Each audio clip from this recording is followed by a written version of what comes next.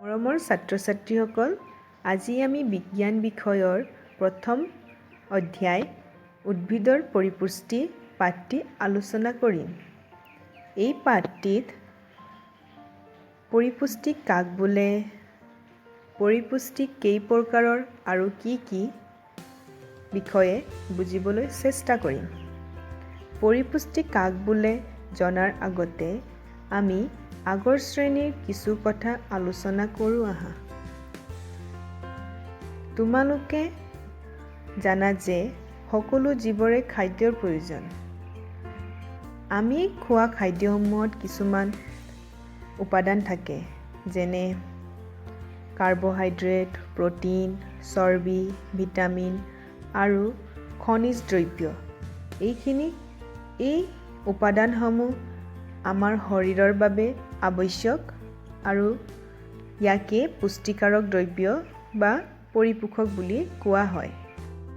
পুষ্টিকাৰক দ্ৰব্যসমূহে জীৱক দেহৰ গঠন, বৃদ্ধি, ভঙা অংগৰ পুনৰ্গঠন আৰু জীৱন ধাৰণৰ বাবে প্ৰয়োজনীয় শক্তি যোগান ধৰে।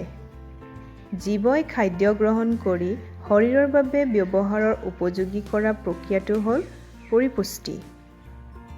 তাৰ মানে আমি গ্ৰহণ কৰা খাদ্যসমূহত থকা বিভিন্ন ধৰণৰ উপাদান অথবা পুষ্টিকাৰক দ্ৰব্যসমূহ এক বিশেষ প্ৰক্ৰিয়াৰে আমাৰ শৰীৰৰ বিভিন্ন অংগলৈ পুষ্টিৰ যোগান ধৰে অথবা এই উপাদানসমূহৰ পৰা আমাৰ শৰীৰে পুষ্টি লাভ কৰে।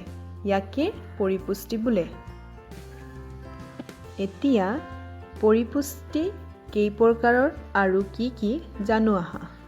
পৰিপুষ্টি দুই প্ৰকাৰৰ, স্বপোষী আৰু পৰপোষী। স্বপোষী হ'ল যিবোৰ জীৱই নিজৰ আহাৰ নিজে তৈয়াৰ কৰি ল'ব পাৰে, তেনে জীৱবোৰক স্বপোষী জীৱ বোলে, যেনে উদ্ভিদ। পৰপোষী হ'ল যিবোৰ জীৱই নিজৰ আহাৰ নিজে প্ৰস্তুত কৰি ল'ব নোৱাৰে। ইহঁতে প্ৰত্যক্ষ বা পৰোক্ষভাৱে উদ্ভিদৰ ওপৰত নিৰ্ভৰশীল, যেনে প্ৰাণী আৰু মানুহ। এতিয়া তোমালোকে ভাবিছা চাগে যে আমি মানুহবোৰেতো আমাৰ নিজৰ খাদ্য আমি নিজে প্ৰস্তুত কৰি ল'ব পাৰোঁ। হয়, কিন্তু আমি প্ৰস্তুত কৰা খাদ্যসমূহত থকা প্ৰয়োজনীয় সামগ্ৰীসমূহ আমি উদ্ভিদৰ পৰাই গ্ৰহণ কৰোঁ।